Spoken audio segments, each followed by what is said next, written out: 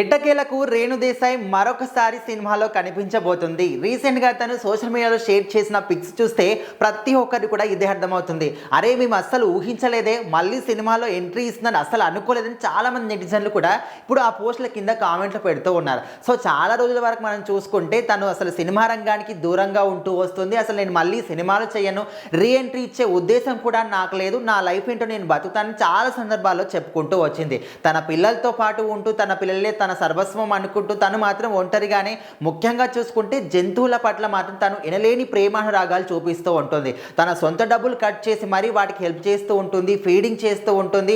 వాటి అంటే ఎవరైనా వాటిని హింసిస్తే కూడా వాళ్ళకు ఎదురు తిరుగుతూ వాళ్ళకి సంబంధించిన పోస్టులు పెడుతూ ఉంటుంది. వాళ్ళకి శిక్షలు పడే వరకు కూడా తను మాత్రం నిద్రపోదని చెప్పుకోవచ్చు. రీసెంట్గా తన కూతురు పేరు మీద ఒక వెబ్సైట్ని కూడా క్రియేట్ చేసింది. అందులో కూడా జంతువులకు సంబంధించిన సేవలు అందిస్తూ ఉంటుంది. సో తనకు ధీటుగా ప్రభుత్వం తరపు నుంచి కూడా కొంచెం హెల్ప్ కూడా అందిందని చెప్పుకోవచ్చు. సో రీసెంట్ టైంలో మనం చూసుకుంటే ముఖ్యంగా మనము last cinema tiger Nageswararao, so ఆ సినిమాతో కూడా ఆశించిన రేంజ్లో మాత్రం సో ఆ సినిమా కూడా ఆశించిన రేంజ్లో విజయం సాధించకపోయేసరికి తర్వాత మళ్ళీ తను మాత్రం సినిమాలకు కంప్లీట్గానే దూరంగా ఉంటూ వస్తుంది. సో మొత్తానికి ఇప్పుడు మరొకసారి సినిమాలకు సంబంధించి షూటింగ్ సంబంధించిన కొన్ని ఫొటోస్ అయితే షేర్ చేసింది. బ్రేక్ టైంలో స్నాక్స్ తింటున్న ఫోటో, అదేవిధంగా తను షూటింగ్లో చాలా హడావిడిగా బిజీగా ఉంటున్నట్టు తను కూడా చెప్పింది.